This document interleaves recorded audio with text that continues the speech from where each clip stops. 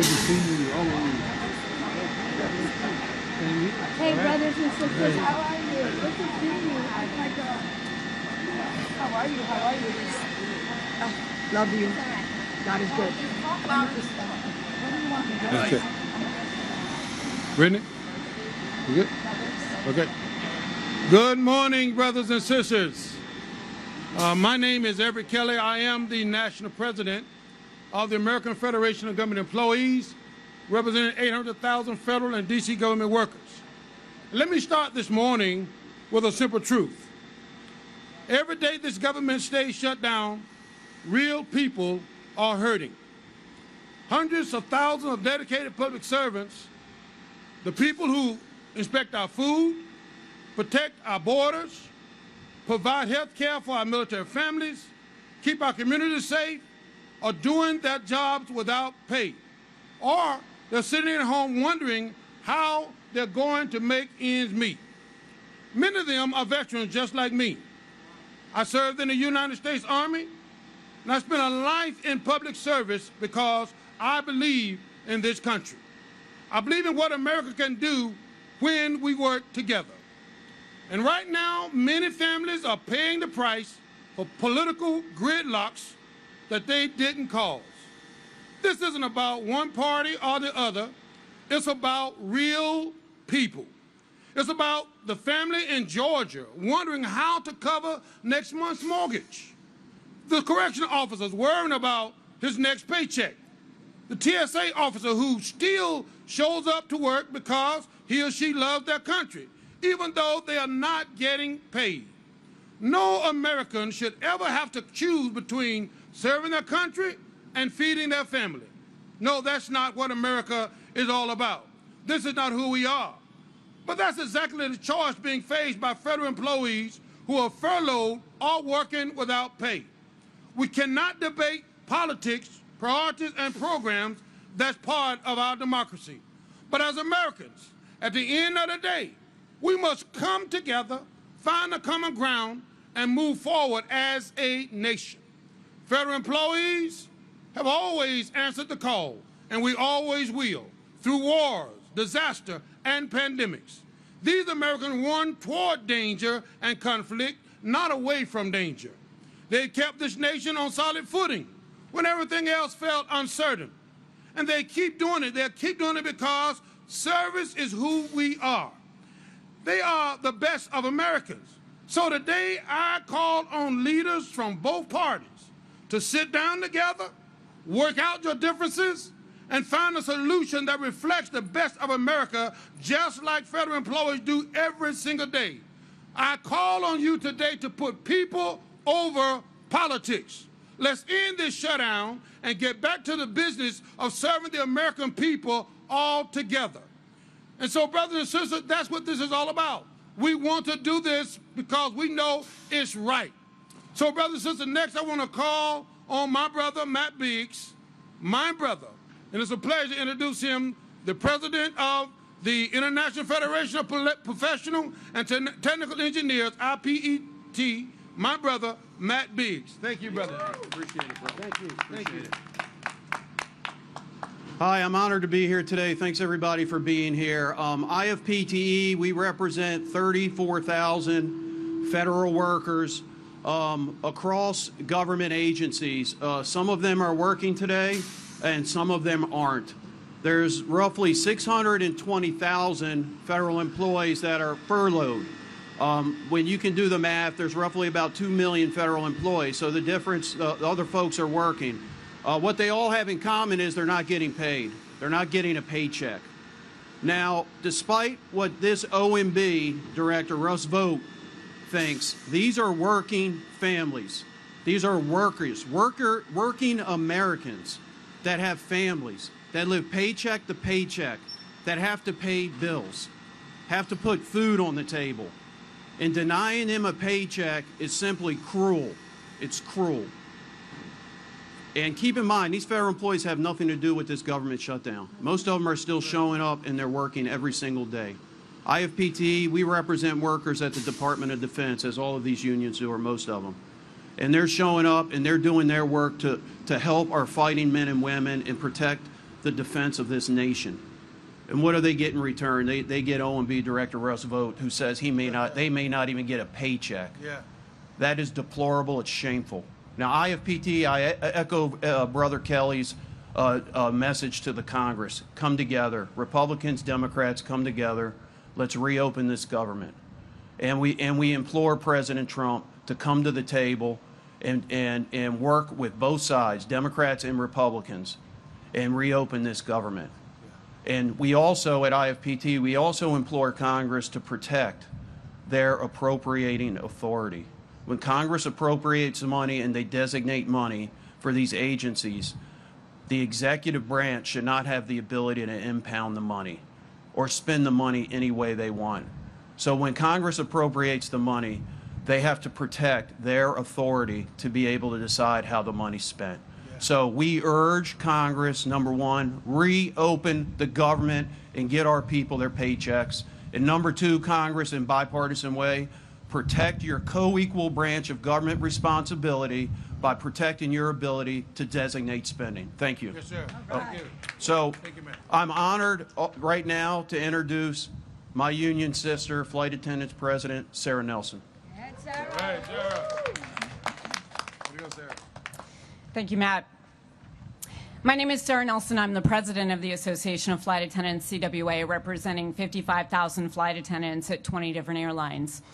And we count on federal workers every single day to do our jobs.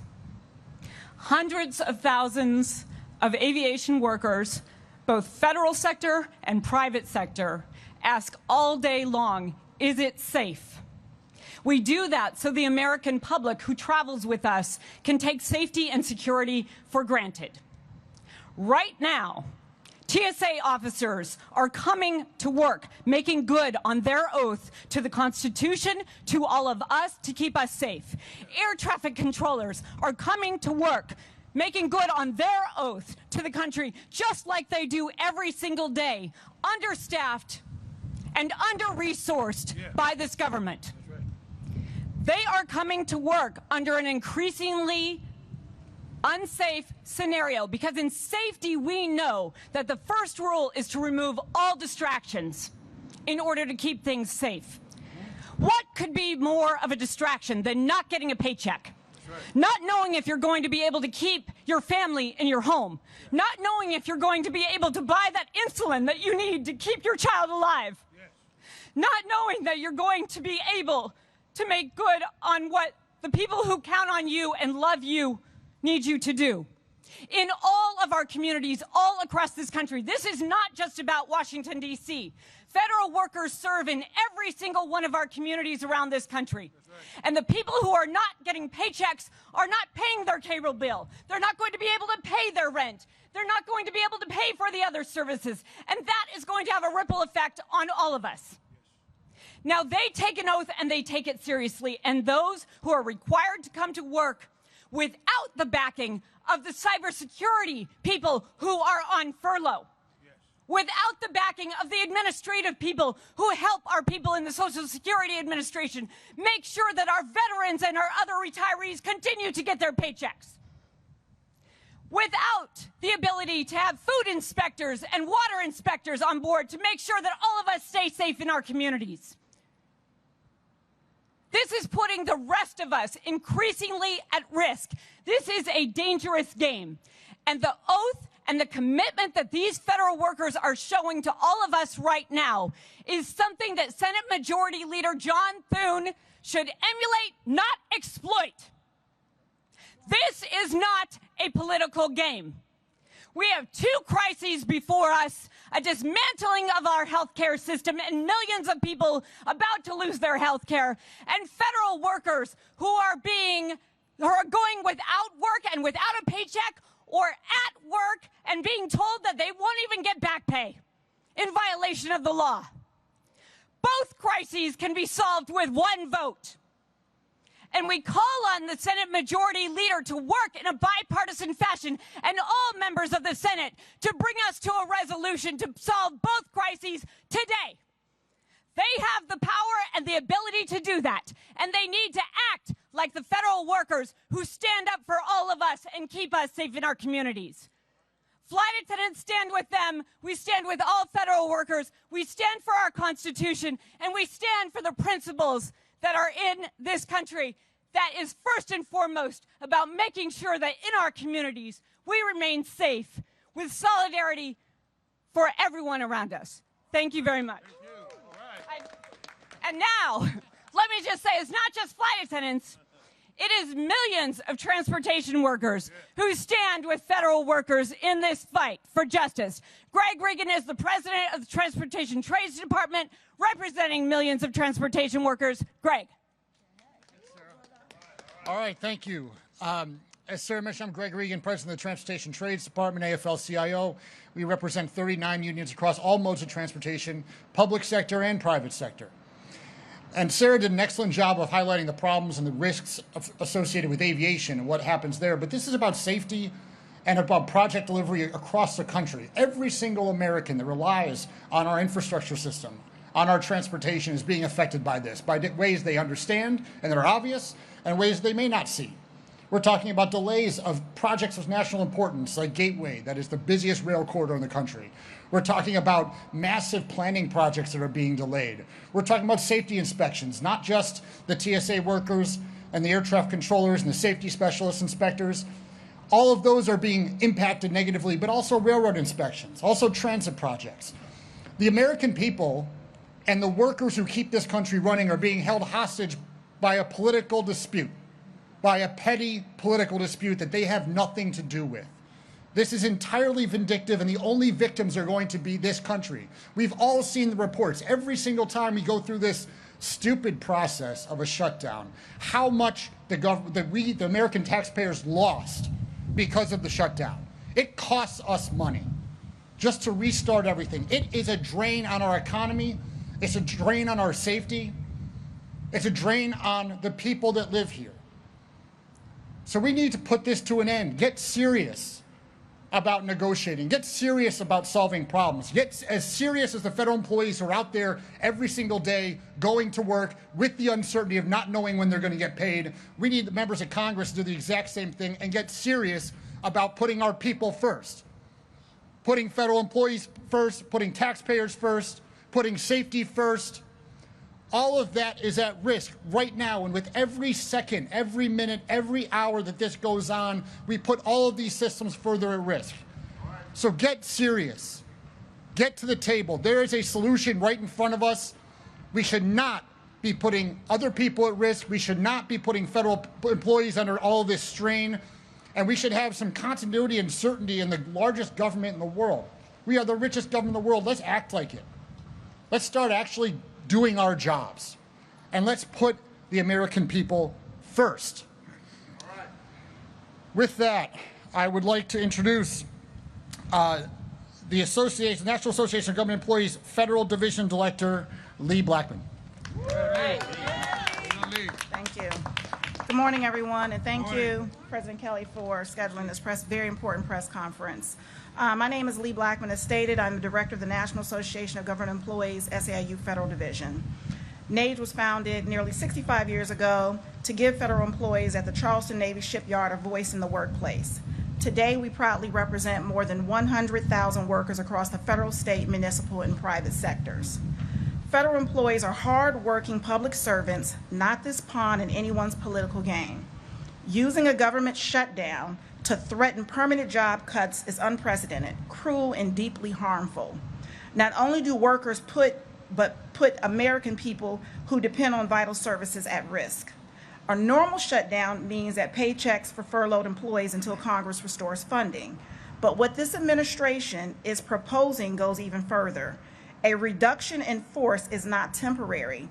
It's a permanent job loss, the loss of benefits, disrupted careers, and devastating and harms families and communities. Federal agencies and their employees are already stretched to a breaking point. Recent cuts, the deferred resignation, agency restructurings have already weakened critical public services. And now the administration is threatening to go even further, violating the law by refusing to pay employees as required under the Employee Fair Protection Act of 2019, signed, please note, signed by President Trump, after his first 35-day shutdown that year. But enough is enough. As everyone here has already said, we are calling on Congress to do their job, reach a bipartisan funding agreement that protects Americans, respects federal workers, and ends this ridiculous shutdown immediately. Enough is enough. We've seen enough of this. So the men and women who serve this country every day deserve respect, stability, and fair treatment, not this political punishment. So thank you very much. And with that, I'd like to, of course, introduce the Assistant General Counsel, President of Government Affairs and Political Action, Chris Blue Bartley.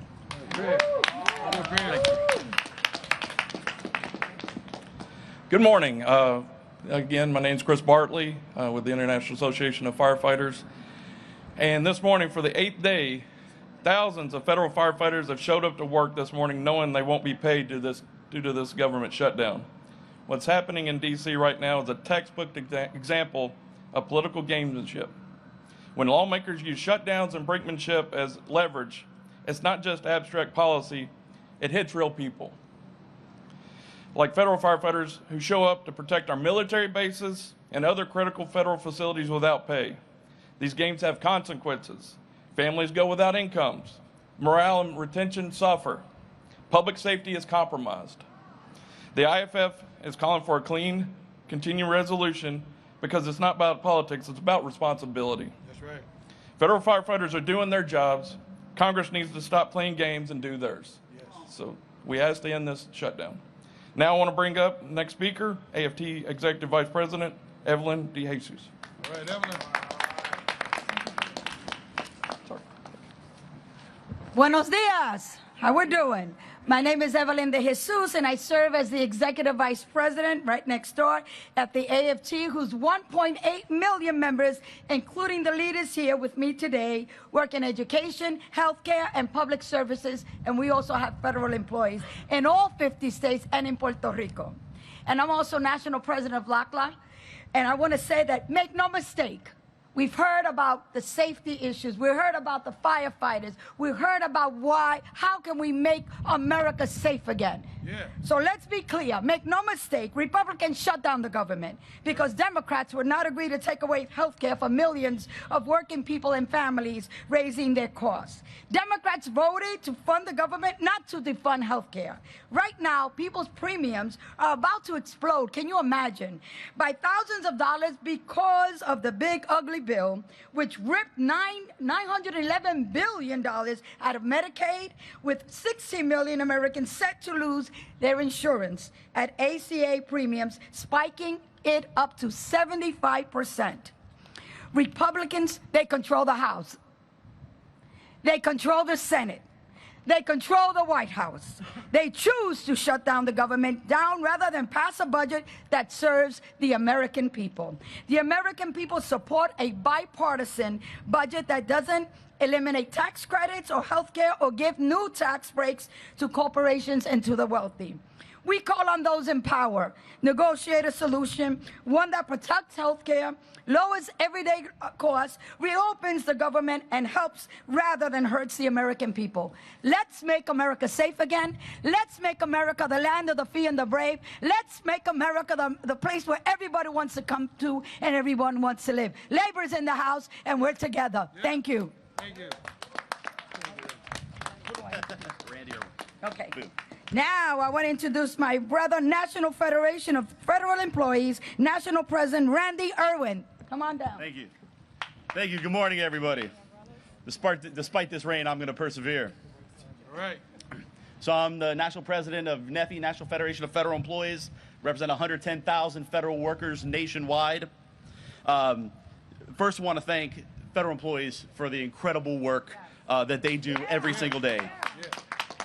They're keeping our military ready, caring for our cherished veterans, caring for all of our national parks and forests and lands, maintaining our national security, and literally countless other essential tasks that the American people rely on. So I'm proud to be here with all my friends here in labor today, Wow. Thank you to all these leaders and workers from all of these different sectors standing in solidarity with federal employees. You know, we can't thank you enough for that. I'm emulating our postal workers right now. So our hardworking civil servants and the American people who rely on their work every day, they deserve better than what they are getting from their elected leaders in this country right now. Once again, our dedicated federal employees, who are the backbone of this country, are being used as political pawns. These are middle-class folks. Nearly 1/3 of federal employees are veterans, and they are being treated like dirt by our elected leaders who cannot seem to do their jobs and reach an agreement on spending. That's their first job to do, and they don't seem to give a damn about it. We are a week into this shutdown, and from the looks of things, there is no end in sight. Hold that up a little higher. A little higher. Now, don't get it wrong. Federal employees make 25% less than private sector workers doing the exact same jobs. Many federal employees live paycheck to paycheck and cannot sustain any time with suspended pay. We got a lot of folks out in the Forest Service, Park Service, and other low-paid. GS3 is making $32,000 a year. They can't afford to go without pay for any period of time. They won't be able to feed their families. They're not going to be able to pay their rent. They're not going to be able to buy medicine. They're not going to be able to do any of the things that they need to do. They're living close to poverty already. We can't allow this shutdown to go on for weeks on end like it did in 2019. Now, to make matters worse for federal employees, just days ago, the Trump administration directed agencies to consider widespread firings due to this shutdown. Now, the law is very clear. This administration has no new authority to engage in mass layoffs because of a government shutdown. This means that the administration is doing one of two things. Either they intend to violate the law, okay, and when the president violates the law, he's violating the Constitution. Article 2, Section 3 says he must faithfully execute the laws of this country. So he intends to either violate the law or he was just grating, frightening, antagonizing hardworking federal employees whose only crime is caring and wanting to work for the American people. Right. It's despicable.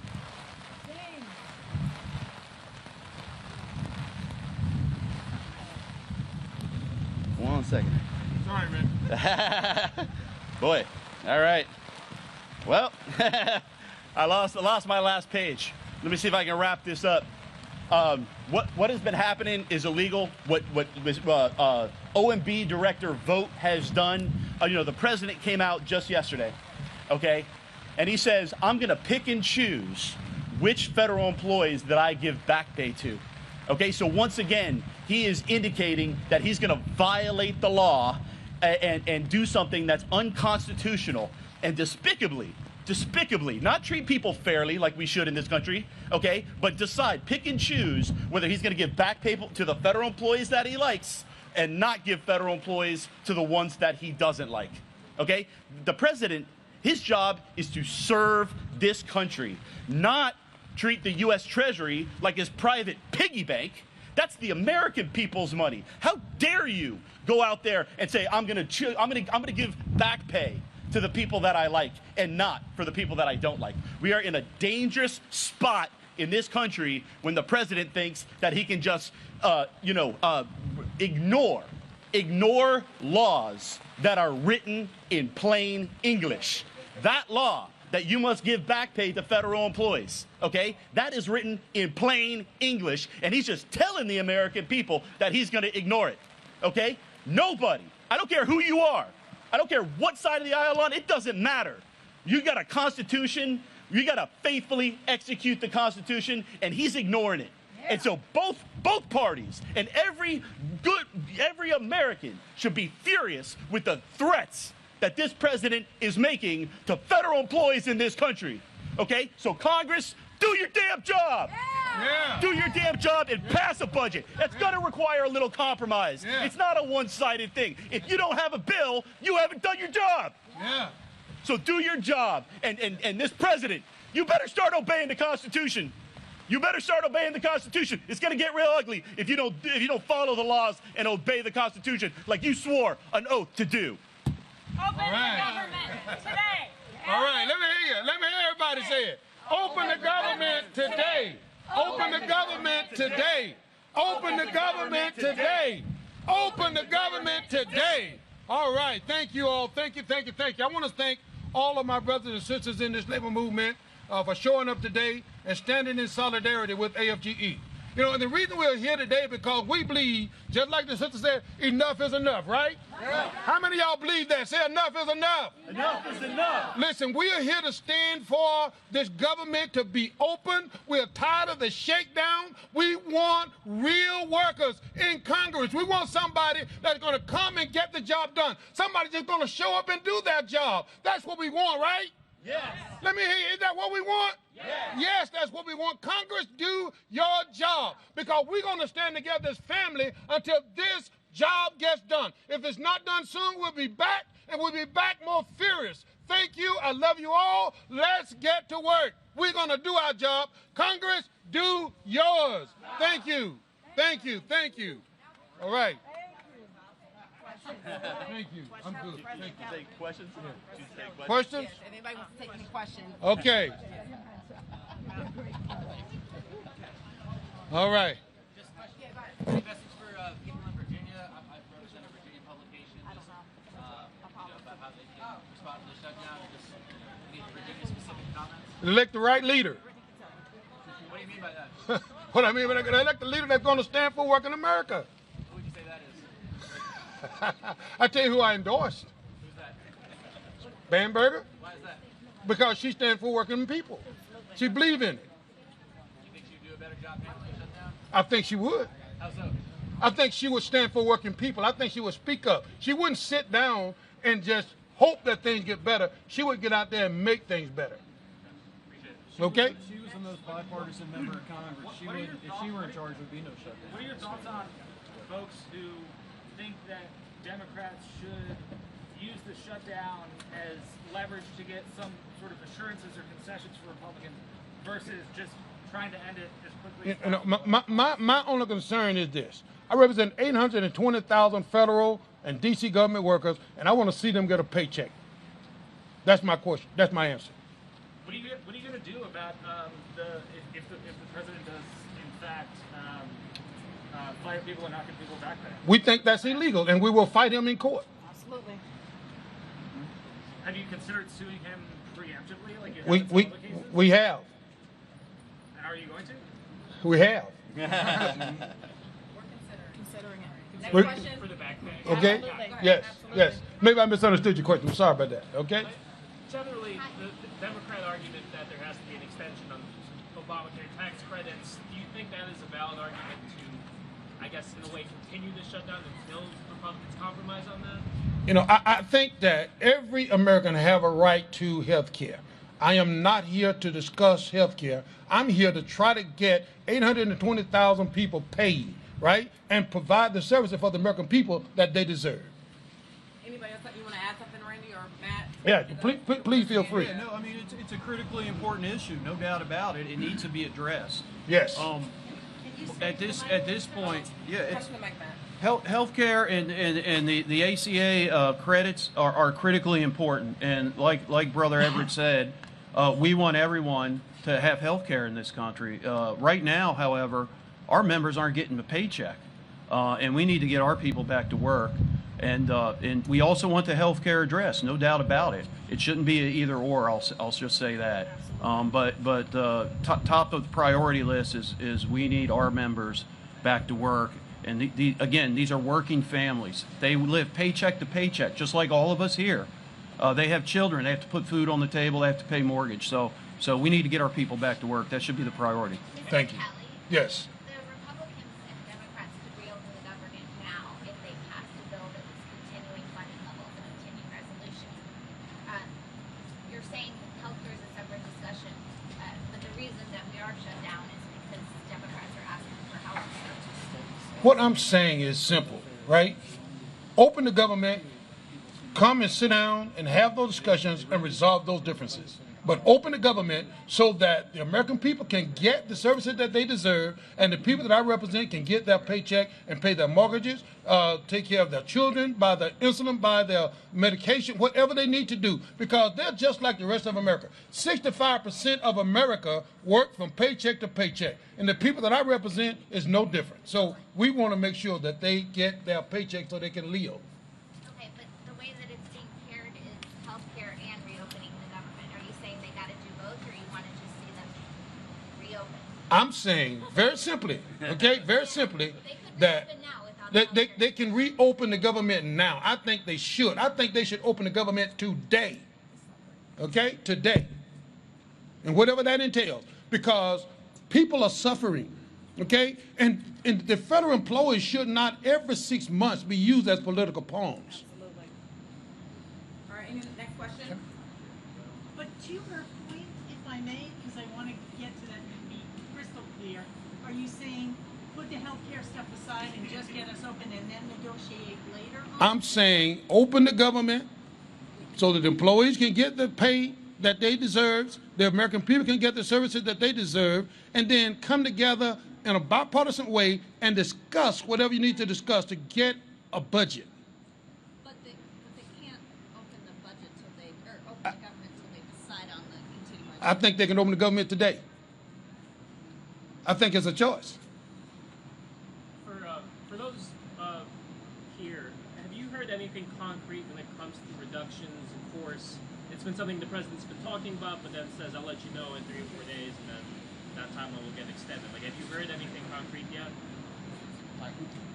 Look at the president's budget, because the president right now, his agencies are implementing his budget. So if you want to see where they're planning to do reductions in force, look at his budget.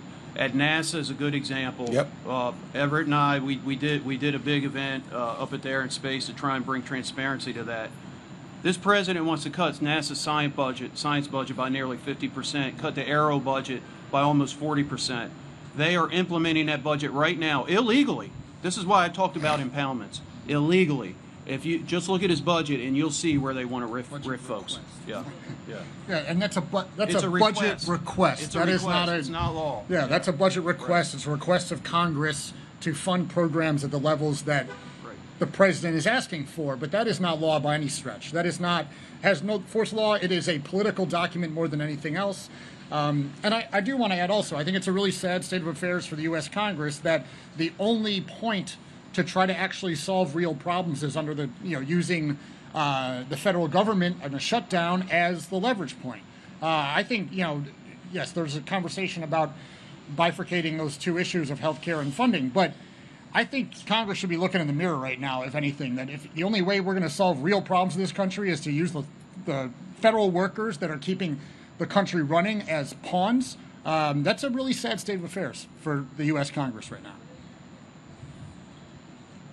And just so the record is straight, I'm not here to say that Democrats should fold or Republicans should fold. I'm saying that both of them should come together, resolve these issues, and open the government today, because they can. Okay? The American people, and in closing, it should just be clear what the message is. People are hurting day in and day out. Right now, families are coming to the table, looking at their budgets and seeing what they can do without.